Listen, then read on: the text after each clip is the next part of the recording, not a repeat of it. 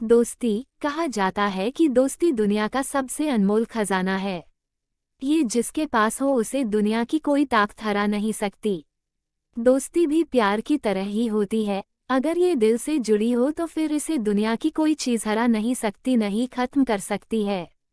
प्यार के बाद दोस्ती या प्यार से पहले दोस्ती आती है, ये तो एक अलग बात है, पर आप जिसको ज्यादा महत्व देते हैं वही पहले है। मैं तन्हा ऐसा ही मानता हूँ, बल्कि कोई भी रिश्ता वही पहले है जिसे आप महत्व देना चाहते हैं या देते हैं।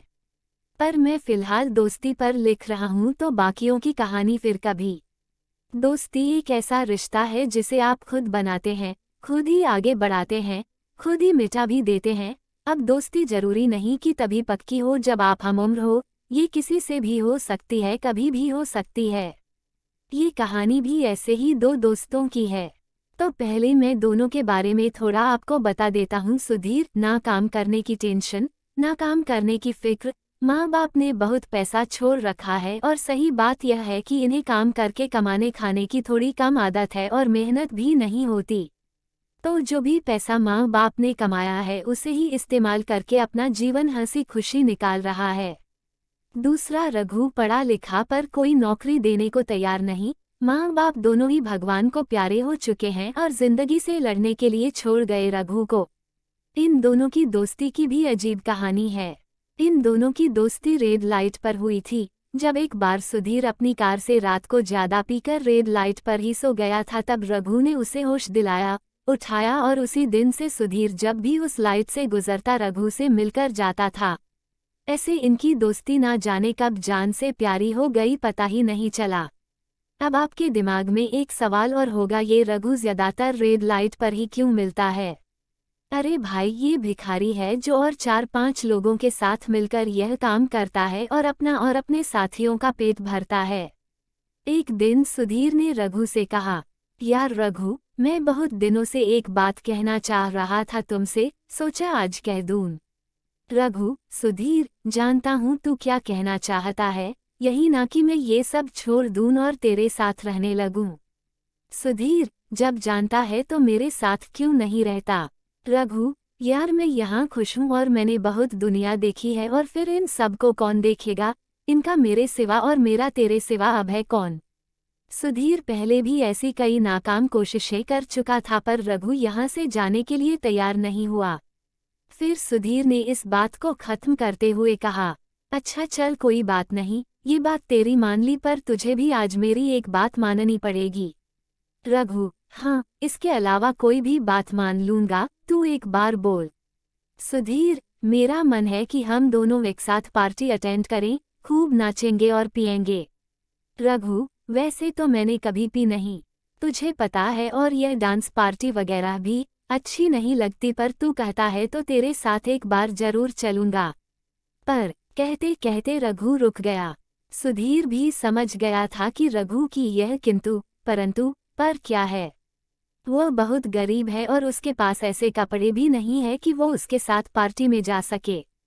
सुधीर, यार अब पर के पर मत लगा, मुझे भी पता है कि तू क्या सोच रहा है। तू किसी बात की फिक्र मत कर, बाकी सब मुझ पर छोड़ दे। बस फिर क्या था, सुधीर रघु को अगली रात अपने साथ एकदम हीरो बनाकर कर ले गया और दोनों ने वहां खूब धमाल मचाया। रघु ने भी सुधीर के कहने पर थोड़ी पी ली थी और बहक गया था, पर दोनों ने खूब मस्ती की, खूब नाचे। और फिर सुधीर रघु से बोला, चल यार, आज तू मेरे घर चल, वहीं सो जाना। रघु, नहीं यार, आज मैंने तो बहुत खा पी लिया, पर ना जाने मेरे उन साथियों का क्या हुआ होगा, उन्हें आज भर पेट खाना भी मिला होगा या नहीं, मुझे अब चलना चाहिए। सुधीर के लाख समझाने के बाद भी रघु नहीं माना, तो सुधीर खुद ही उसे रेड लाइट पर छोड़ आया और जबरदस्ती उन सबके लिए खाना भी दे दिया। यहाँ रघु ने भी सुधीर की बात मान ली और सबको खाना बांट दिया। ऐसे ही कहानी आगे चलती रही और दोनों की दोस्ती गहरी होती गई। पर एक दिन सुधीर का एक आदमी रघु के पास आया और बोला कि सुधीर की तबीयत अचानक बहुत खराब हो गई है और वह आखिरी स्टेज पर है। उसकी दोनों किडनी खराब हो गई हैं ज्यादा शराब पीने से। रघु अस्पताल पहुंचा तो पता चला कि उसकी जान बचाई जा सकती है अगर किसी की किडनी उसकी किडनी से मिल जाए। रघु के टेस्ट कराने के बाद पता चला कि रघु की किडनी सुधीर की किडनी से मिल रही है और रघु सुधीर के लिए जीवन दान बन सकता है। डॉक्टर से बात करके रघु ने ऑपरेशन की डेट ले ली और सुधीर से मिलने उसके रूम में गया। सुधीर, यार मैं तुझे ही याद कर रहा था, सोचा अगर तुझसे मिले बिना मर गया तो मेरी आत्मा को शांति नहीं मिलेगी। रघु, अब तू ज्यादा मत बोल, तुझे डॉक्टर्स ने कम बात करने के लिए बोला है और तुझे कुछ नहीं होगा। मैं हूं न तेरे साथ, तू बिल्कुल भी चिंता मत कर, सब ठीक हो जाएगा। सुधीर, अब कुछ ठीक नहीं होने वाला यार, बहुत देर हो गई।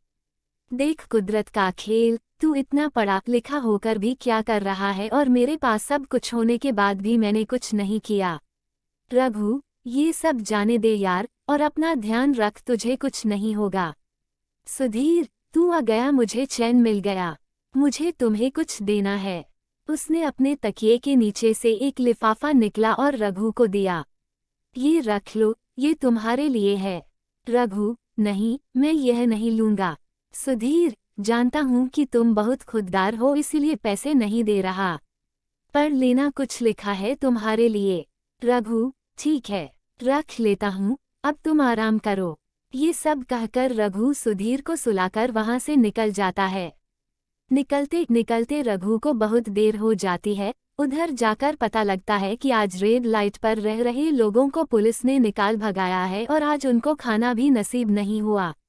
ये बात रघु को हिलाकर रख देती है और रघु सोच में पड़ जाता कि अगर एक दिन में इन लोगों का ये हाल हुआ है तो अगर मैंने ऑपरेशन कराया तो ये सब तो भूखे ही मर जाएंगे। रघु अपने दिल पर पत्थर रख लेता है और ऑपरेशन वाली डेट पर नहीं जाता। और 2-3 दिन बाद उसे पता लगता है कि सुधीर ने अपनी अंतिम सांस ले ली। सुधीर का अंतिम संस्कार हो जाता है पर रघु वहां भी नहीं जाता, क्योंकि अब रघु भी टूट चुका था और रो रोकर उसका भी बुरा हाल था। कुछ दिन बाद रघु को उसके दिए लिफाफे की याद आती है। वो उसकी अंतिम निशानी समझकर उसे खोलता है और पढ़ता है। कैसा है मेरा खुददार दोस्त, मैं जानता हूँ कि तू मुझे बहुत प्यार करता है और ना जाने क्यों मुझे ऐसा लग रहा है कि तेरी किडनी मेरी किडनी से मिल जाएगी और तू अपनी किडनी मुझे दिए बिना नहीं रहेगा। पर यार तेरे पीछे से इन सब का ख्याल कौन रखेगा? ऑपरेशन के बाद 2 महीने तक बिस्तर से उठ नहीं पाएगा। मैंने तो अपनी मौत खुद बुलाई है। तू ऐसा ना करे, इसलिए मैं आज ही खुद को खत्म कर रहा हूँ और यह पेपर लेकर तुम इस कंपनी के मैनेजर से मिल लेना। ये कंपनी मैंने गरीब लोगों के लिए बनाई है जो यहाँ मेहनत करके काम करके अपना जीवन आगे चला सके और जिसको अब तुझे ही संभालना है। और हो सके तो इस कंपनी में हर जरूरत वाले आदमी को काम देना और इसे बहुत बड़ी कंपनी बनाना।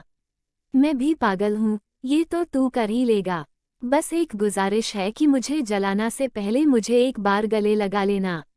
अच्छा दोस्त, अलविदा, चलता हूँ।